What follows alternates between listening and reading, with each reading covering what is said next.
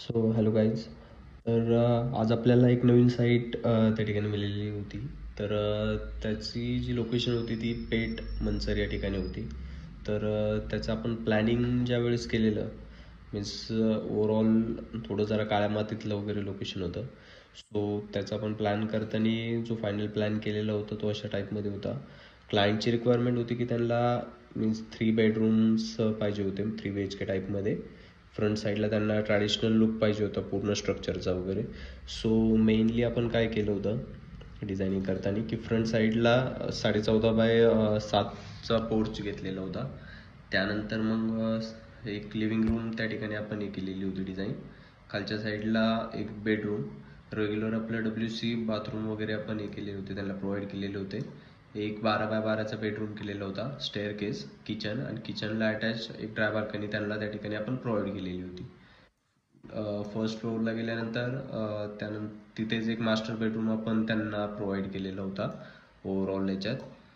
So 12 bye 12चा bedroom आपल्याला भेटत होता आणि जो बाथरूम होता ते 4 बाय 7चा आपल्याला फूटमध्ये भेटत होता.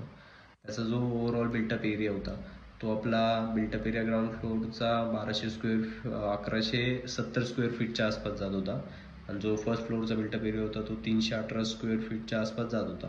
इलिव्हेशन त्याला थोडं ट्रॅडिशनल टाईपमध्ये MS स्ट्रक्चरमध्ये पाहिजे होतं. सो आपण 100 स्क्वेअर फीट एक्स्ट्रा त्या ठिकाणी पकडलेलं.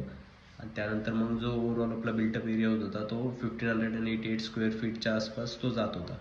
तर त्याचा आपण 3D वगैरे पण आपण बनवलेले होते. तर त्याचे 3D व्ह्यूज आपण अशा टाईपमध्ये केलेले होते. पण फोटोज वगैरे तुम्हाला मी दाखवतो. सो हा त्याचा राईट साईड व्ह्यू होता. इकडच्या साईडला स्टेअर केस, फ्रंट साईडला त्यांना ट्रॅडिशनल लुक पाहिजे होतं. सो हे जे पूर्ण स्ट्रक्चर वगैरे आहे ते आपण MHच्या याच्यात आता बनवून त्यांना हे करणार आहोत.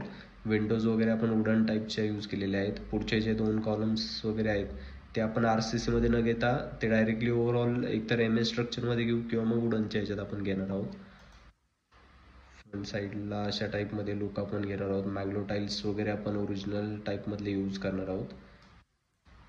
इकडे दिवे वगैरे लावण्यासाठी आपण थोडं ट्रॅडिशनल टाईपमधले एलिमेंट्स वगैरे आपण यूज करणार आहोत. दगडी याच्यातले ढोलपुरीज वगैरे किंवा मग ट्रॅडिशनल स्टोन्स वगैरे जर आपल्या क्लॅडिंगला भेटले तर आपण ते सुद्धा यूज करणार आहोत या स्ट्रक्चरला.